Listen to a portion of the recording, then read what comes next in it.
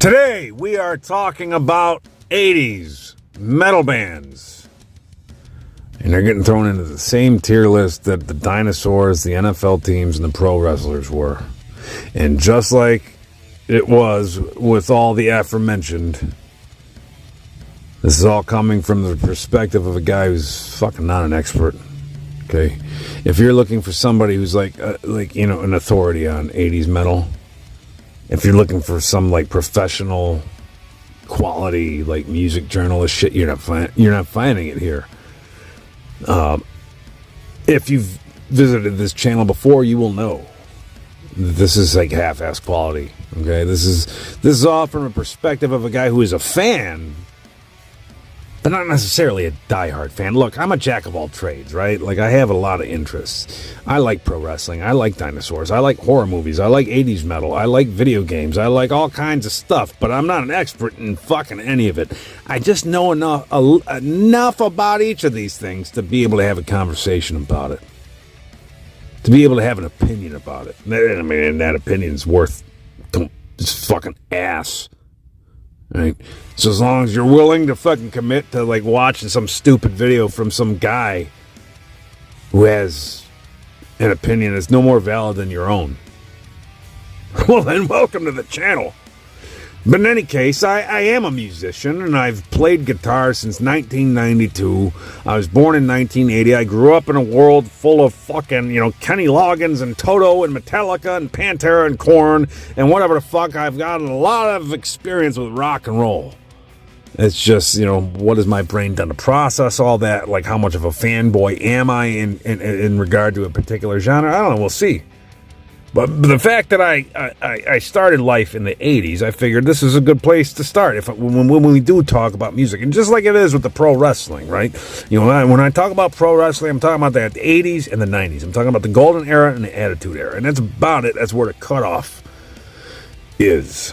Now, with music, it's a little different because, that's where it starts. In the early 80s, it goes throughout the 90s and goes throughout the, I'd say about the mid-2000s. When I lost interest in pro wrestling, right about about 2002. Right, so you're talking about 22 years ago. That's when I fell off the fucking wagon. Right at about when the ruthless aggression era started. Where with music, I stuck with it a little bit longer. In fact, I'm still I'm a musician today. I still. Every once in a while, I'll discover something new that I'm like, oh, that sounds pretty cool. But usually it's like a fucking composer, right? Like, usually these days, it's somebody that's like making video game soundtracks or fucking doing film scores and stuff like that. That's kind of what I latch onto these days. I'm not so into like up and coming bands anymore. And I haven't been since, about the last 14 years or so. Okay, once I kind of made my exit from the fucking the world of actually writing and performing in that. But nevertheless, I had a lot of opinions for many, many years on these 80s metal bands, these 90s metal bands. They've all had some kind of impact on my life, so let's talk about it. I'm going to fucking rank them here in a minute. I'm going to tell you who I fucking like and who I fucking don't, and I'm not going to give you any good logical reasons for any of it. It's all going to be this stupid, biased bullshit that if you've been here before, you're accustomed to. And if you haven't, well, either get used to it or whatever. You're free to thumbs down the video. But before we go any further and before I waste too much time, let's get started. Def Leppard. We're starting things off with Def Leppard. Steve Clark, Phil Collins. Those are the guitar players of that band. Those, being primarily, anytime I've never really been a drummer. Okay, I can play the drums, but I've never been a drummer in a band. It's always been guitar and vocals. So that's kind of my background. So when I think of Def Leppard, I think of Joe Elliott, Steve Clark, and Phil Collins. Not Phil Collins, not fucking I Feel It Coming in the Air Tonight, whatever the fuck. No, Phil Collins, the guitar player from Def Leppard, who I feel personally is a fucking very underrated guitar player, particularly for his, choice of tone. But man, shit, you go back to, and again, I know a lot of these bands, including Def Leppard, they maybe they got their big break in the 80s, right? But they still exist today. They still play shows, they still do tours, whatever the fuck, right? But when you think of Def Leppard, you're thinking of the 80s, right? You're not thinking of the 70s, even though that's when they technically started. You're not thinking of the 90s, you're not thinking of the 2000s, you're thinking of the 80s. You're thinking of Pyromania, you're thinking of Hysteria, you're thinking of Pour Some Sugar on Me, you're thinking of Love Bites, that sort of thing, right? I gotta say, while there were some very poppy fucking songs, like Pour Some Sugar on Me, like these stripper anthems and shit, they had a lot of really good stuff. Okay, like in my opinion, Rocket is, a lot of it's corny, right? Like lyrically, Rocket, man, whatever the fuck, yeah, it's corny, but it's fucking rocking, especially from an 80s perspective. Sorry about that. I'd be curious if I were broadcasting this live, how many people just dropped off immediately after I just did that? Probably a lot. That's okay. A lot of people would probably argue that Def Leppard belongs more pop rock, right? Are they really metal? And I can understand that. I'm kind of with you. However, when I was a kid, and, I remember, and this is a band that's not included on this list, so I'll talk about them for a brief second. Faith No More. I was a big Faith No More fan when Epic first came out back in, like, the very early 90s. Like, I think it was 1990, maybe 89. I don't know. And I'm perusing the racks at Harmony House at the local shopping mall. And you have to go by genre, and you look at pop, funk, soul, whatever the fuck. And you got I'm looking in the metal category, and there's Def Leppard. Harmony House categorized them as metal. I think that's fair. Yeah, they're not Slayer, right? It's not the same kind of metal, and we're going to get into some of those disparities, those differences. But they were metal. They were hair metal. They were 80s metal. Weren't speed metal or anything super crazy, but they were fucking metal nonetheless. And where do I put Def Leppard? And I got to say, before I go any further, and this is going to be a conversation for about 15 seconds. Nobody gives a shit about this, but I got to say, my Aunt Maureen, when I was growing up, my parents both worked. I spent a lot of time at my grandma's house, especially in the summers when I wasn't going to school. My aunt was a teenager when I was a little kid. She wasn't too much older than me. And we're talking about the MTV generation. So my Aunt Maureen, she was my gateway into, shit like Skid Row and Def Leppard and these kinds of bands. She was like an 80s metal head or whatever. She passed away about 10 years ago. So I kind of want to give a shout out to my Aunt Maureen for kind of introducing me to the world of metal. Technically, she was kind of the first person that was responsible. So anyway, that's neither here nor there. Nobody gives a shit. Moving on. Warrant.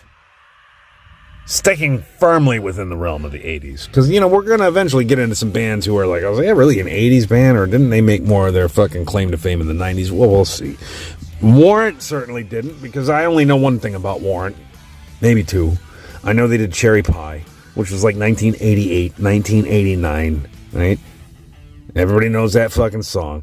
And, this is like in the back of my mind. When I record these, I'm talking into the phone, I'm yakking, and I'm blathering on.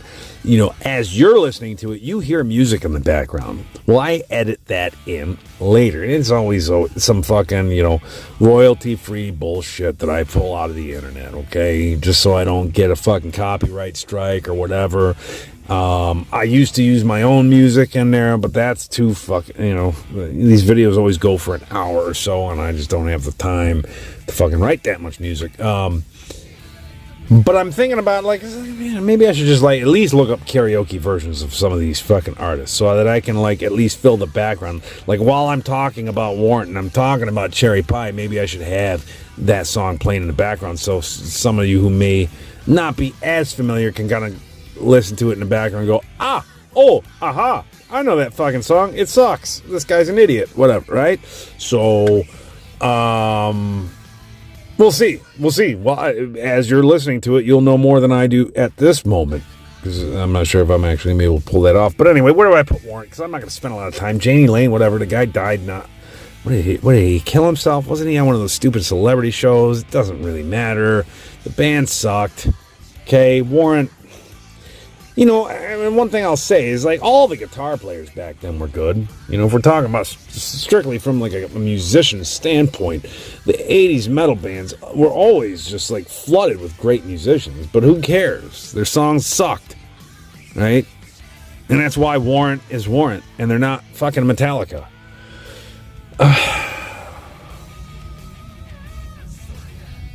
Cherry Pie. That's the only song I fucking know from them. I know they have more, obviously, but that is the only song I can fucking remember, and that didn't do shit to influence me. I don't think that really helped the world of metal progress or evolve in any way, shape, or form. In fact, if anything, it was probably the exact opposite. It probably dragged it down. And that was probably right at the beginning and the end for the genre, if I'm being honest. I think that song came out maybe like a year or two before, like, you know, Nirvana released Smells Like Teen Spirit. So, Warrant, Cherry Pie, whatever the fuck, that's ass blast. That's like, as far as fucking metal goes, I mean, you remove fucking Warrant from the equation, does the world of metal suffer?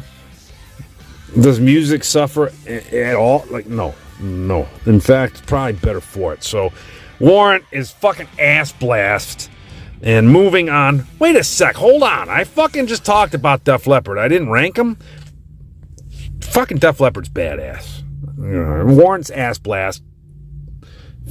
Fucking Def Leppard's badass. I'm not going to put Def Leppard up there at the very top because we got to make some room for the real killers. But, you know, whatever. Anyway, moving on. Quiet Riot. Come on, feel the noise. Girls, rock your boys. We'll get wild, wild. Those are the stupidest fucking lyrics I've ever fucking heard. You know, outside of a fucking Beyonce song. I mean, I'd say that those are some of the worst fucking lyrics I've ever fucking heard. And people took it... Well, I don't know. I don't want to say people took it seriously. But Quiet Riot, you know, among some of my friends, was kind of renowned. And I got to be honest. Beyond that song, I don't really know any of their other songs, if I'm being 100% honest. Come on, feel the noise. And, you know, again, like I said in my past tier list, this is all off the cuff, unscripted, coming from a dickhead who doesn't really know what the fuck he's talking about. So do I want to sit here on fucking, like, Wikipedia and, like, wait a second, come on, feel the noise. That's the only song I can fucking think of. I can't think of another goddamn song, and I really don't want to sit and make this like a 3-hour thing so that I can go on to Wiki in real time and look up, like, whatever the fuck else they've done. Bang Your Head. Is that a song? Wait a second. That's Mental Health, right? Mental Health will drive you mad. Bang your head. Right? Mickey Rourke, the fucking wrestler. Isn't that what he came out to? Dun, dun, dun, dun, dun, dun, dun. Yeah, that sounds about right. All right, so, okay, that's better than Come On, Feel the Noise. That was a pretty good song, actually. The singer was ugly as fuck. Not that that should matter. Randy Rhoads got his start in that band. Couldn't tell you a song that he played on, you know, with that band. But I know that's where he got his start. I only know those two songs. One's really dumb. One's pretty alright. Randy Rhoads came from that band, whatever, and I'm not going to waste a lot of time. Alright, so I'm going to put Quiet Riot. I'm going to leave this. I'm going to put them in meh. Who gives a fuck, right? I think they were mostly shit, but they probably had a banger or two. Randy Rhoads came from there, so they're going to the middle of the road. I'm sure some of my 80s metal friends will argue for them to be put higher up. Fine, make your own list, whatever. For now, Quiet Riot, they go into meh. Next up, ACDC. All right, so I know we're going to get some pushback here. Is ACDC really a metal band? Well, no, they're not. AC/DC is fucking rock. They're hard rock. They're not metal. But whatever, this is what Google spit at me. Fucking, you know, Butthead wore a fucking AC/DC shirt, Beavis and Butthead, right? You know, so then whatever, it counts enough. They were always held in that same conversation as Metallica in the early 90s anyway, because of Beavis and Butthead. So, Hell's Bells, man. And there's plenty of other songs that were on a darker side, right? It was always hard rock. It was never fucking, nothing. Most of AC/DC's music was about partying, getting fucked up, getting into fights, whatever. It was always fun. We're having a good time, throwing back some lagers. But that's fine. I mean, that's metal in itself. Getting into fights and drinking beer and being like 5'2", but still like a badass, like that's all very metal. Australia itself is fucking metal. Right? So fuck, man. I mean, and how influential is ACDC? I don't give a fuck what anybody says. I got some friends that are like, oh, they're like one of the worst bands ever. I don't give a fuck.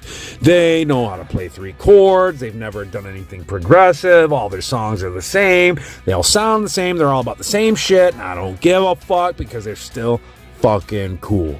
Pentatonic scales up the wazoo. Fucking with a schoolboy uniform and a quirky dance. Angus Young's the shit. Brian Johnson's the shit. Bon Scott's the shit. Malcolm Young's the shit. Cliff Young. All these motherfuckers. Phil Rudd. They're all the shit. Very simple. My only reservation about AC/DC is, the fact that it's like we're talking about 80s metal bands and they're really just not metal. They're legendary. They belong to be at the top of a tier list somewhere. But they're not exactly metal. As fucking great as they are, as much as I love AC/DC, I can't rank them higher than badass. They're badass, but that's, we gotta leave Apex reserved for the fucking true 80s metal bands. Say, for instance, next up on the list. So, spoiler, I'm gonna put them there right away. Look. Iron Maiden. Here comes Iron Maiden. Fucking, Adrian Smith, Dave Murray, fucking, Bruce Dickinson, what the fuck? What? Steve Harris. Okay, I mean, this is like each one of them as individuals, legends. You put them together, fuck, dude. I mean, talk about when you think of 80s metal. Let's be honest. When you think of the word that term, 80s metal. Who belongs in that conversation more than Iron Maiden other than maybe Judas Priest? It's those two fucking bands, right? The falsetto vocals, the powerful fucking riffs, the dueling guitars. Steve Harris, such a great fucking writer. And while Dave Murray and Adrian Smith are either of them on a level of like a Steve Vai or an Eddie Van Halen, no, but I always loved their solos. Especially, I know Adrian Smith gets a lot of fucking love from a lot of people, and he deserves every fucking bit of it. But for whatever reason, I was always more partial to Dave Murray. And I guess it just lined up more with my playing style. Nothing like mind-blowing or like, he's never reinventing the wheel, but just catchy, fucking, just fucking A+ work across the board. But I gotta be honest, Iron Maiden, I'm putting them in Apex. Doesn't matter what incarnation. Iron Maiden, you can't have an 80s metal tier list and not put Iron Maiden up there in the top of the heap. I don't think that Paul, the original singer, I don't think he gets enough credit. Obviously Bruce Dickinson is the voice of that band. That's who everybody knows. And I'll be honest, I called him by his first name, Paul, because I can't remember the fucking D'Angelo, D'Amato, whatever the fuck it is. I can't remember. The guy himself isn't worth like screaming over, but his work with that band, the band's work throughout that era, the Phantom of the Opera. Phantom of the Opera is like one of my favorite metal songs of all time, much less favorite Iron Maiden song. It's just such a fucking work. And you wouldn't have a lot of that, the British bands that came after him, especially like within the realm of extreme metal that came way later, like Cradle of Filth, would not exist without Iron Maiden. So you gotta put Iron Maiden in Apex. All right, anyway, moving on. Motley Crue. I fucking hate Motley Crue. All right, now I know this is going to be, I'm either going to come off real fucking ignorant here, or I'm going to be real popular. I don't know. I feel like Motley Crue is one of those bands. You either love them or you fucking hate them. It's one or the other. There ain't no fucking in between. And in my case, it's the fucking latter. I hate Motley Crue. I've always hated Motley Crue. You know, there's those fucking videos that go around with Vince Neil nowadays. You know, where he's fat as fuck. Right, this is like from like 2 years ago. They're doing their reunion shows. You know, dude looks like he hasn't gotten up off the couch in like 8 months. You know, he's fucking like just spending all his free time at like Buffalo Wild Wings. Just sucking down fucking, you know, boneless wings and fucking ale. Looks pregnant. And his vocal delivery is just like,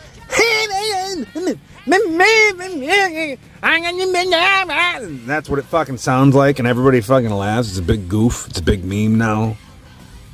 So, well, what happened to Vince Neil? Oh, how the mighty have fallen. No, the mighty didn't fall. Nothing happened to him. This is how he always fucking sounded. To me, anyway. I never heard him sound any other fucking way. I listen to Dr. Feelgood in its entirety, and that's how he sounds like. I listen to Shot at the Devil in its entirety, and that's what it fucking sounds like. Vince Neil's always been a piece of shit. He's always been a piece of shit frontman, a piece of shit singer, no talent-having asshole.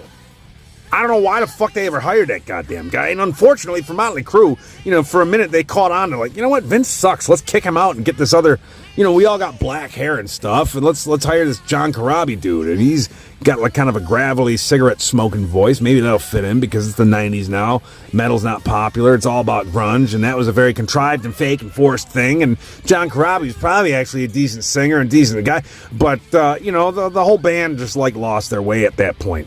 And the one thing that I will say about Motley Crue is outside, if I can get past Vince Neil for a minute, Mick Mars, Nikki Sixx, Tommy Lee, as much as I may begrudgingly say it, they had talent. Okay, Shout Out to the Devil's actually a fucking good album. I will give them that, especially Mick Mars. Mick Mars had some fucking sweet riffs. I can't deny that. I can't deny that. As much as big of a douchebag as guys like Tommy and Nikki are, they're not fucking talentless, okay? The Motley Crue did have some value, right, to offer the world of rock and metal.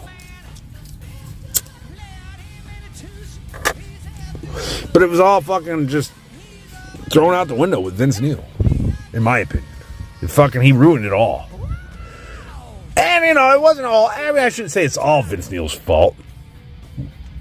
Because some of their material just wasn't good on its face, but we can say that about a lot of bands. And I will say, you know, that Cameo thing's been a thing lately, right? Over the past 10 years or whatever the fuck, right? You know, if you're not familiar with Cameo, it's that thing where you can, like, email a fucking pseudo-celebrity and like, throw, like, you know, $75 at him, and he'll, like, take his fucking iPhone and do a little quick Instagram greeting for you and be like, hey, buddy, it's your birthday today. Happy birthday. It's Vince Neil from fucking Motley Crue. When he did it, though, like, you can look at it. I should fucking find it and put it in the description of this video. You can look it up online. This is like, the dude's clearly drunk. He's fat as fuck. He's doing his half-ass video that somebody probably paid him like fucking $20 to do. He's like, you have you some feel-good stuff, man. He sounded just as incoherent in a fucking Cameo speech as he did on his fucking stage performance when he did Dr. Feelgood last time, or Kickstart My Heart, or whatever. Fucking Motley Crue sucks. I don't like Motley Crue. Okay, I'm just gonna get that out of the way. I'm already rambling too much. Motley Crue.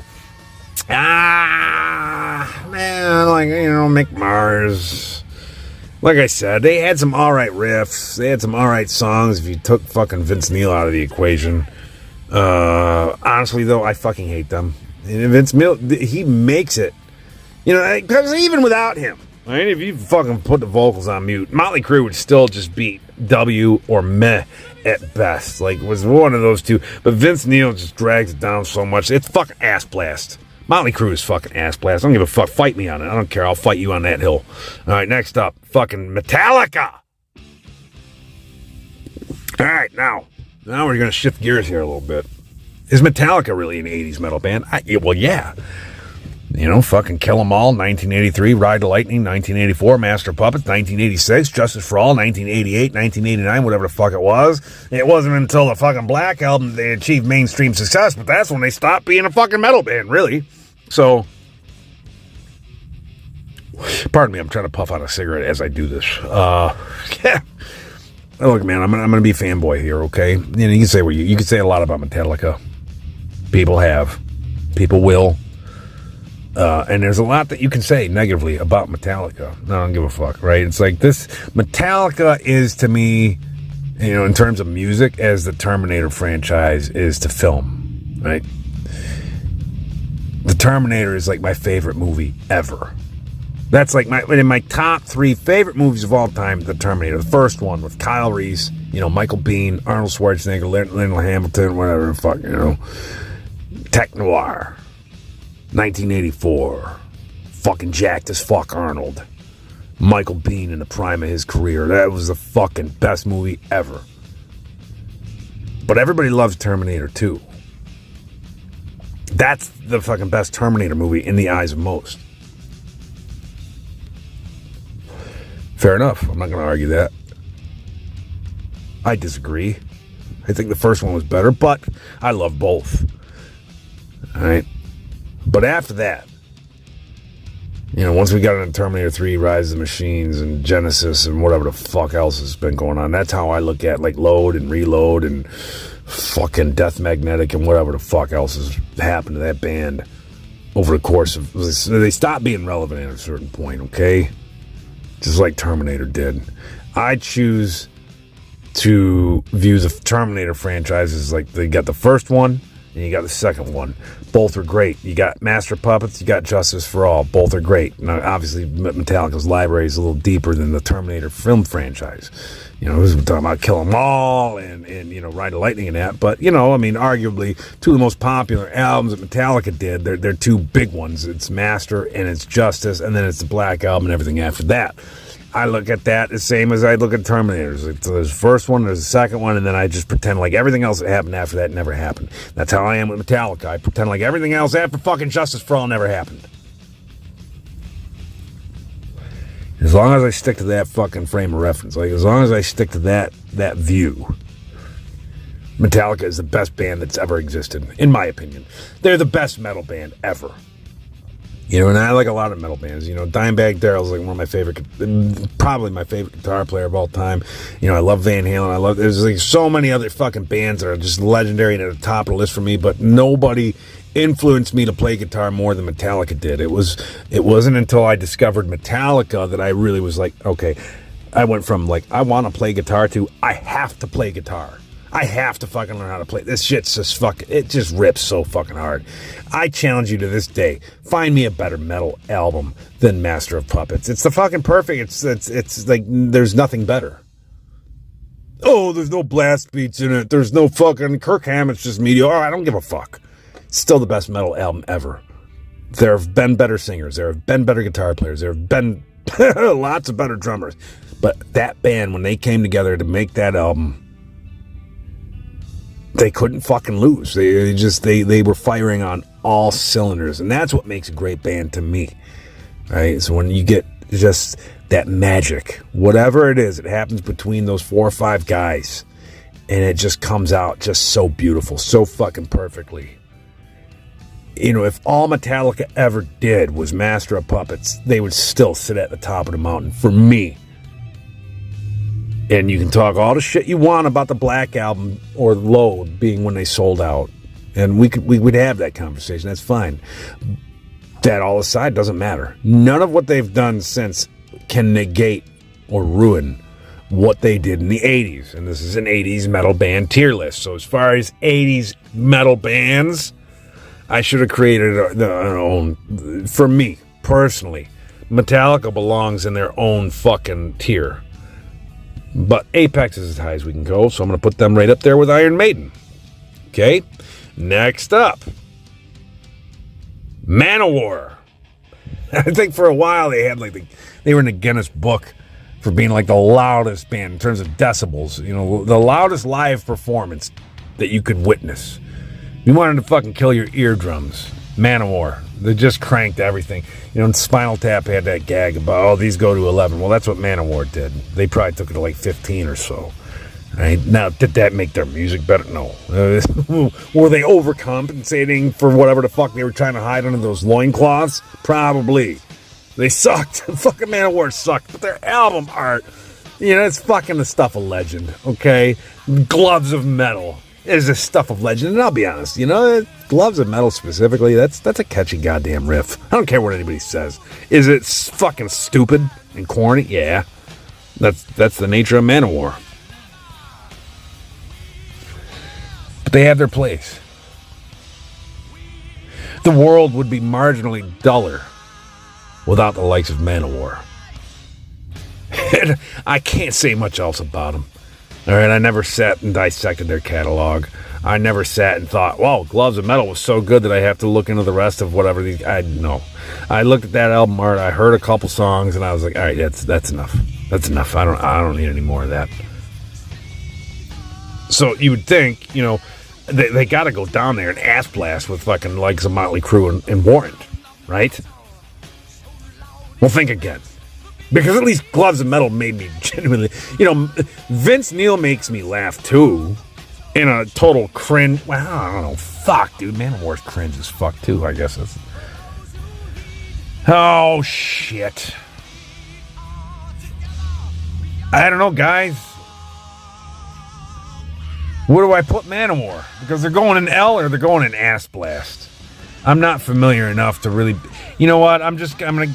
L's lonely by default. It might not be fair. I'm going to put him in L. Look at that album art. Tell me you could live without it. All right, so on that alone, they'll go to L. Oh, yeah, all right. So next up, Skid Row. Sebastian Bach. What's his real name, by the way? I never bothered to look it up, but I know it can't be fucking Sebastian Bach. Johann Sebastian Bach, like, there's no way the dude, that's his real birth name. Whatever, he looks like a bitch. He acts like a bitch. He had a good voice. Yeah, I forget the guitar player's name. But, when I listen to shit like Youth Gone Wild and 18 in Life and all that, and I listen to the guitar solos, it's pretty fucking good, dude. Like, I mean, Skid Row, man, they were 80s as fuck. And again, this is an 80s metal tier list, so how can I say it's insulting to call it 80s as fuck? But they definitely were a product of their time. I mean, where, bands like, Metallica, ACDC, and to a lesser extent, fucking Def Leppard, or even Iron Maiden, were able to keep it going past the 80s. They were able to kind of exist outside that fucking decade.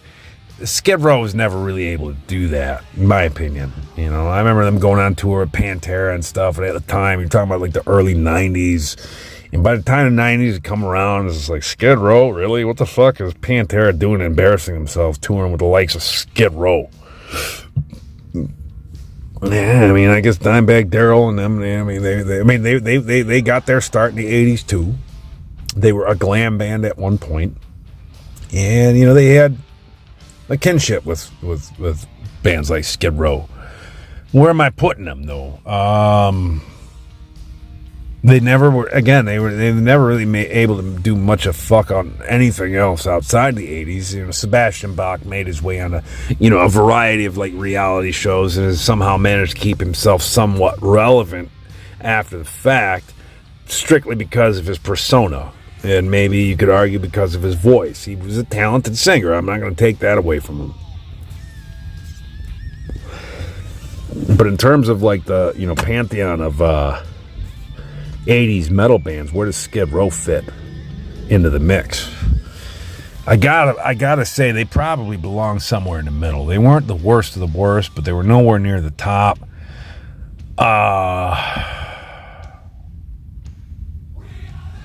If we're talking about the world of music as a whole, I'd put them lower. But because we're talking about 80s metal bands, and they were definitely a fucking 80s metal band, I'll go ahead Again, I mean, this is not the right way to look at it, but the W category, the win category, it's getting a little lonely, so we're going to go and put Skid Row in win.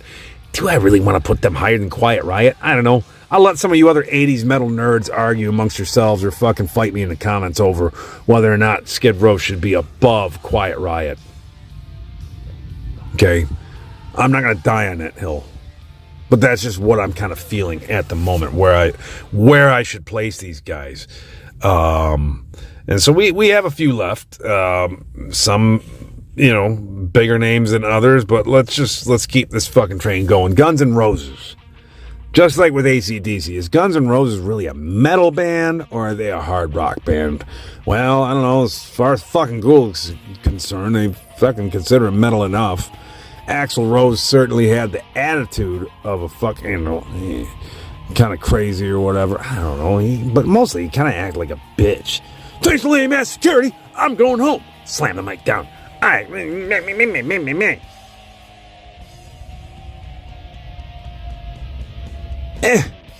They were kind of like a harder edged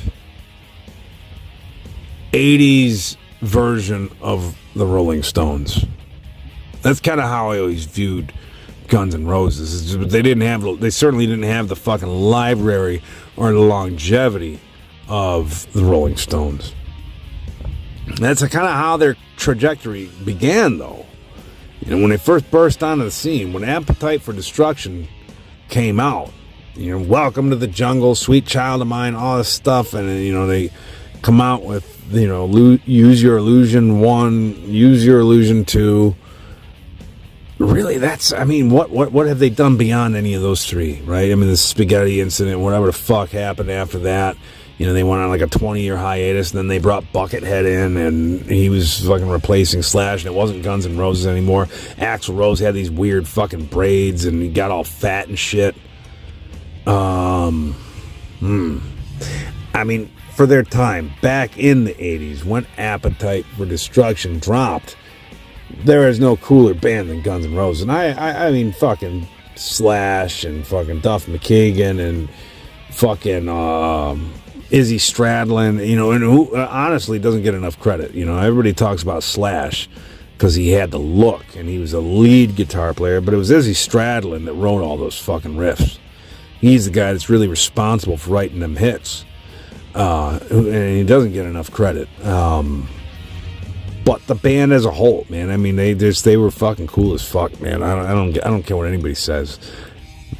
That album, and then even Use Your Illusion, volumes 1 and 2, both were, they're right up there at the top in terms of the industry at the time. But the fact that band kind of shit the bed. A lot of that, I'm sure, is Axl's to blame for a lot of that, the ego and all that. And we find that happens a lot in the world of rock and roll. You got your fucking classic stories like, David Lee Roth and Eddie Van Halen, Axl Rose and everybody else and whatever the fuck, right? It's hard to make this shit work and keep it going at that kind of level. But in any case, I'd say...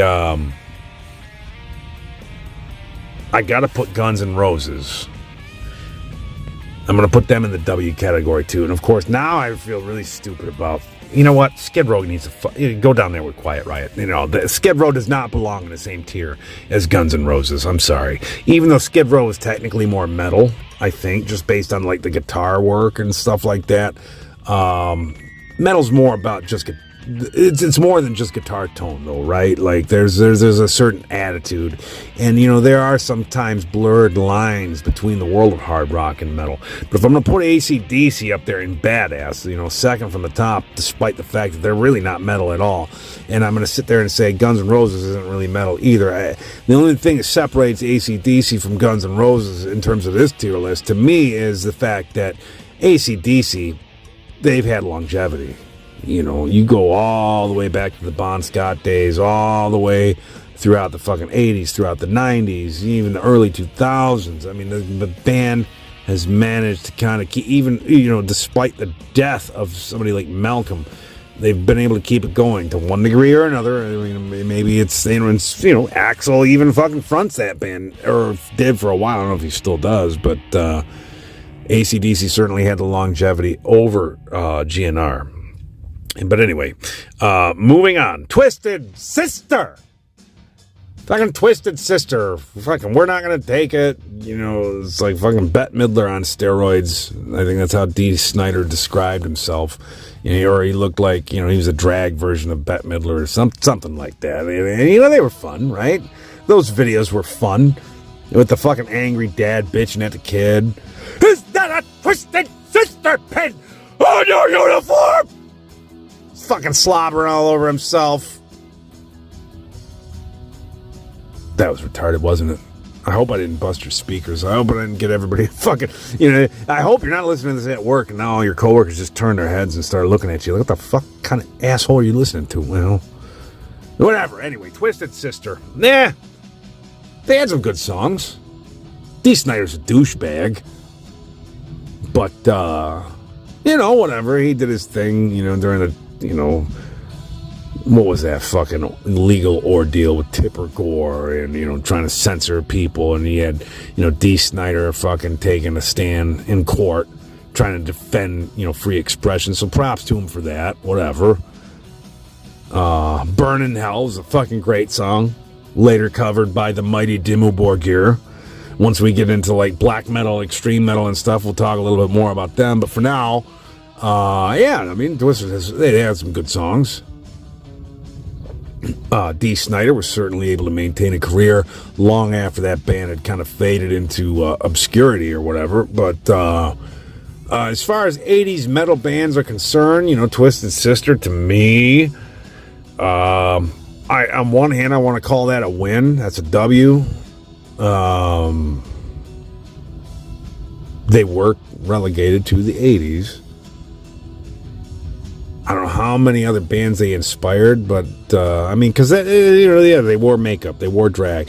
So did every fucking other band. You know, Motley Crue, Poison, Warrant, whatever the fuck. All those guys in the 80s look like bitches. That was the thing. You wanted to get bitches, you got to look like a bitch. Twisted Sister just took it 1 degree further than most of the rest of them. Does that work in their favor? Does that count against them? I don't know. Neither, in my opinion. I mean, to me, if I'm judging them on their merits, you know, just strictly speaking in terms of music, I'll say Twisted Sister. I don't know, man. They had some catchy riffs. They really did. Corny, yes. That's the nature of the 80s, though. That's what you get. I'm going to put them a notch above meh. I want to put them in W alongside Guns N' Roses. And yeah, Guns N' Roses is the bigger deal. However, Twisted Sister was kind of more metal than Guns N' Roses. But anyway, I'm not going to get into that. I mean, you want to talk about it, let's bring that conversation to the comments and let's keep moving. Speaking of inarguable, like when it comes to like metal, is it metal? Is it rock? Is it what the fuck? It's Judas Priest.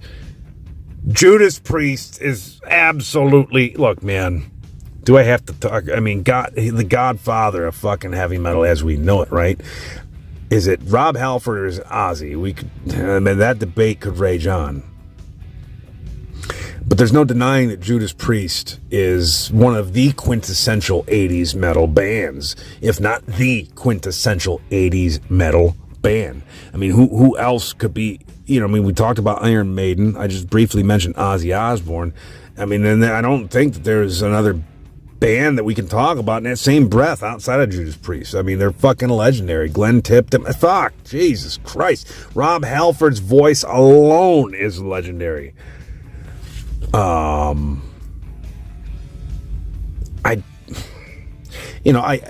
don't want to say that I don't want to blather on and on aimlessly just talking shit.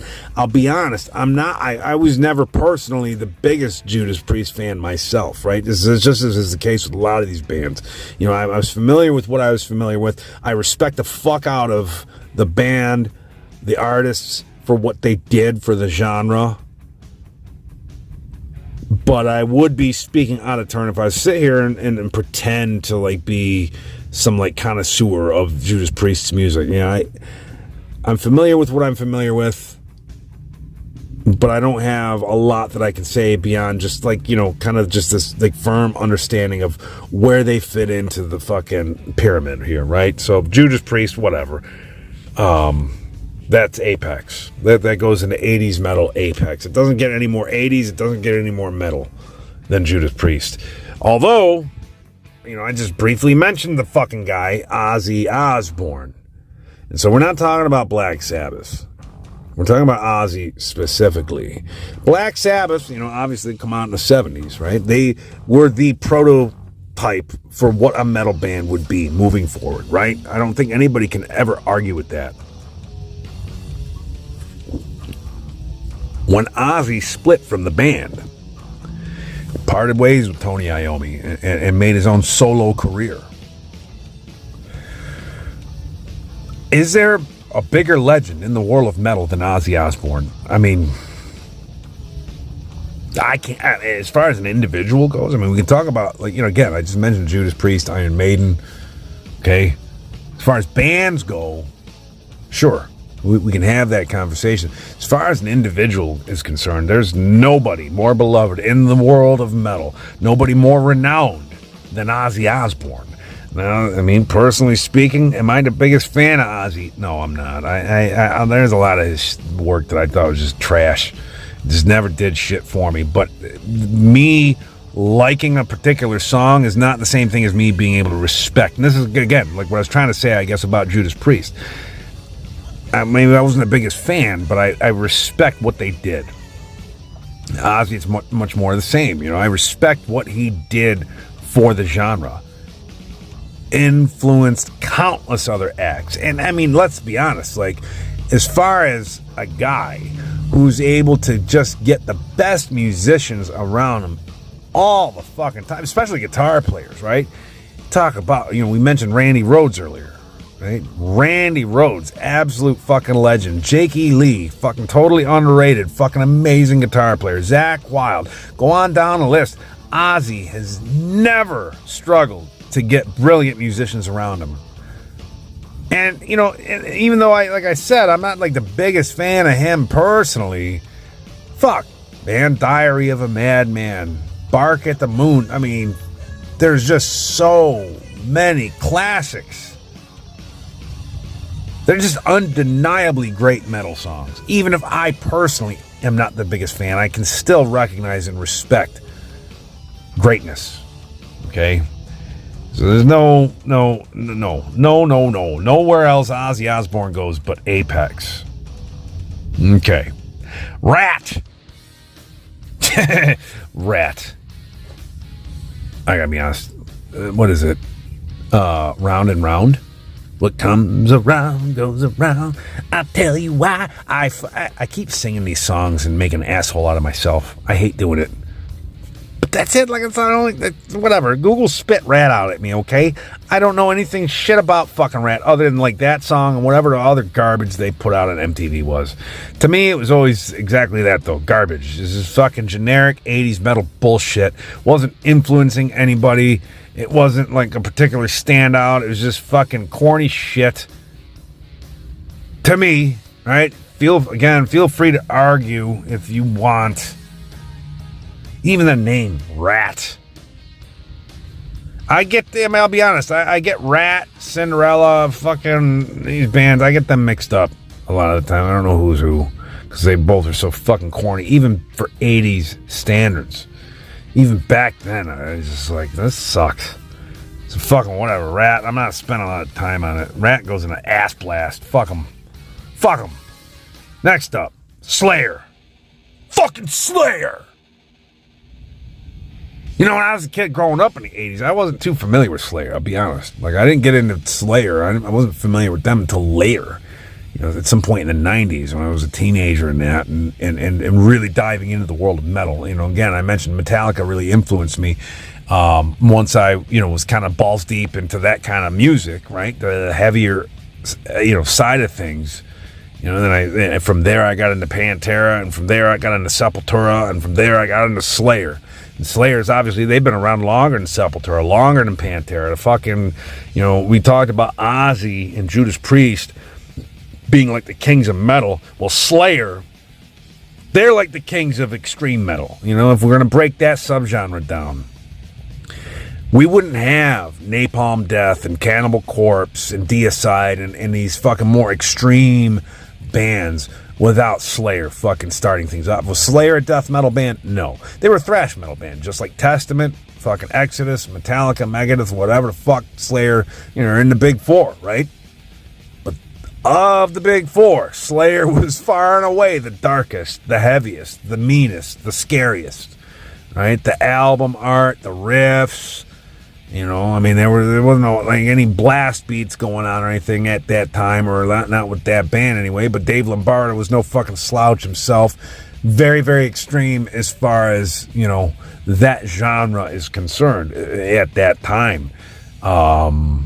Fuck, man. I mean, so everything from Haunting the Chapel, Raining Blood, Season of the Abyss, fucking go on and go on and go on. And that's the thing where it's hard. It's just like, you know, when I talked about Metallica kind of fell off after the 90s. Slayer really didn't fall. Maybe they've had their peaks and valleys in that, but Slayer's maintained relevancy throughout their fucking career, okay? Slayer are absolute legends, and because, again, I'm partial to the more extreme side of things, at least that's kind of where my, I don't want to say profession, but quote unquote expertise or whatever, that's where that lies. I gotta put Slayer up there in Apex too. So we got a lot of fucking, Apex is dominating. So what does that tell you? I guess, I mean, I picked a genre that I fucking like, okay, and I'm placing most of these fucking bands. But I mean, are you really gonna argue? Like, can anybody out there? I'm talking about 80s metal bands: Iron Maiden, Judas Priest, fucking Ozzy Osbourne, Slayer, Metallica. Can anybody, like, legit fucking argue with any of those choices? I really don't think so. Here's one you can argue with, though. Van Halen. I fucking love Van Halen, okay? Eddie Van Halen is my favorite guitar player of all time. He's one of my biggest fucking musical heroes. Okay, him and Dimebag Darrell were like the two guys that like made me wish I fucking could like be a better lead guitar player. But I don't think I think it's inarguable as far as rock and metal. Like everybody owes something to Eddie. Every guitar player that's ever come after him within those genres, within rock, metal, whatever the fuck, right? We all owe it to Eddie. And I guess that's probably why the algorithm spit Van Halen back at me, because really, I mean, Panama, Jump, Women and Children First, Ice Cream Man, like, I mean, is that metal? Is that 80s metal? I mean, they started in the late 70s, first of all. Eruption was 1978, okay? They covered a lot of fucking Motown shit. Most of their shit was not metal. It was just fucking pop rock. But with, like, you know, highly distorted guitars and like blazing guitar solos. So, and you know, and you know, shit like Atomic Punk and stuff like that. Tora, very, very metal. So I think that's just the fact that Eddie is who fucking Eddie is, that kind of puts them into this conversation. Now, if we're just talking about rock bands, if we're talking about like guitar players, influential bands, musicians, or whatever, Van Halen would be at the top of any list, especially Eddie. But we're talking about 80s metal, and do I really... I mean, I'll be honest, I mean, I'd say Eddie probably had... And even David Lee Roth as a frontman, like, probably to a certain degree, have impacted and influenced more metal bands than a lot of the other bands on this fucking tier list. However... I mean, can I really put Van Halen up there with the likes of fucking Slayer and Judas Priest and that? Or even in, like, you say what you want about Def Leppard and ACDC. Oh, fuck, I don't know, man. Now that I'm saying it, I was going to say ACDC is more metal. Are they, though? Like, just because Butthead wore their fucking shirt? I don't know. Van Halen had a lot of shit fucking songs, though, I got to say. Especially once Sammy Hagar got involved. They had a lot of really pussified fucking songs. Where AC/DC, did they really have anything that was like, you know, how do I know when it's love? Like, AC/DC never did that shit. Van Halen did. So as much as I love Eddie, as much as I love Van Halen, they don't belong in the same ranks as AC/DC. Not on this list. They're a W. I can't put them lower than that just because of fucking Eddie. But they're not going any higher either. So, all right, fine. Next up, Poison. Fucking unskinny bop. Bret Michaels is a fucking douchebag. I bet you that hair ain't real. We all know it isn't. He hides that fucking, weave of that hairline under the bandana. Another band that looked like a bunch of bitches. Another band that had a good guitar player in C.C. DeVille. But I really don't care. Eat 'em up and smile. Unskinny bop. Don't feel like spending. We're almost at a fucking hour, and I gotta get moving here. Nobody cares about Poison anymore. Poison's fucking L. Okay, that was quick, right? Whitesnake. Fucking 80s heavy metal Led Zeppelin. David Coverdale. Fucking great singer. They had some good riffs. Stuck firmly in the 80s. Tony Catani, whatever the fuck. She's dead now. She was the slut on top of the fucking hood of the guitar. I think it was probably responsible for my first boner as a kid. I was watching MTV at 1987 or whatever the fuck it was. I was like 7 years old. Again, in the still of the night. Very, very reminiscent of like a heavier Led Zeppelin, but nowhere near the innovators of a Led Zeppelin. I don't want to say L because their songs were all rockin'. Fucking Whitesnake and Tawny Katane again. Hard to, God rest her soul. It's a little creepy, a little weird for me to say shout out to my first boner, but whatever. Because of that, they avoid the L. All right, we got two left. All right, we got to get through this. King Diamond. Okay, King Diamond, Merciful Fate, whatever the fuck, right? Granted, he probably was lot to do with like the black metal scene that would come later. Bands like Cradle of Filth, or more like the extreme whatever the fuck scene. Not black metal, but something else. Satanic imagery. Yeah. Good. I was never the biggest fan. I didn't care for his delivery, okay? You had guys like Bruce Dickinson and Rob Halford that did like that true falsetto, right? That shit came from the fucking diaphragm. Those guys had fucking power. King Diamond, it was like real nasally. Like, It was just like, it was all throat and nasal. And it sounded like shit to me. Okay, I'm going to be honest. I was not ever a big fan of King Diamond. I think he's a nice guy. They did that Roadrunner United compilation album 15 years ago, 20 years ago, whatever the fuck it was, and he did some shit with like Matt from Trivium, Matt Heafy, and the drummer from El Nino, whatever. All these guys came together, they did a song, he did the fucking vocals on it, and it wasn't too bad. I enjoyed it, and I was thinking to myself like, well, that's actually one song that King Diamond has appeared on that I actually liked more than I liked any of his own work. So I mean, he every once in a while, I guess if I'm in a mood, he could tickle my fancy or whatever the fuck. But in general, King Diamond, mega influence on a lot of as far as imagery specifically goes later. But it's just meh for me. It's just meh. King Diamond. All right, and last on the list, fucking Megadeth. Okay, Megadeth. Yeah, man. Everybody knows who fucking Megadeth is. Okay, if you made it to the end of the video, I mean, if you're sitting here listening to me talking about guys like King Diamond and fucking Randy Rhoads, you certainly know who Megadeth is. All right, Dave Mustaine. Hello, me. Meet the real me. I'm jealous of Dave Mustaine or fucking James Hetfield. Whatever the fuck. I am Dave Mustaine. Whatever. It's a fucking polarizing figure, Dave Mustaine. People love him, they hate him. Either they were fucking way better than Metallica or nowhere fucking near. As far as a guitar player is concerned, Dave Mustaine has always been a solid, he's a great guitar player in his own right. Okay, he was kind of always obsessed with being faster and better than James and doing everything faster and better than Metallica. And sometimes it worked, sometimes it didn't. Certainly Megadeth had a lot more metal albums throughout their career where Metallica, they fucked around with Load, and they fucked around with Reload, they fucked around with Lou Reed, they fucked around with whatever the fuck, symphonies and shit, and Megadeth always stayed metal, but it wasn't always good metal, okay? Let's be honest. Megadeth was at their fucking peak during the Peace Sells, Rust in Peace, Countdown to Extinction, maybe Euthanasia, and that's about it. After that, Cryptic Writings, who gives a fuck? They did some Bill Goldberg fucking song when whatever the fuck.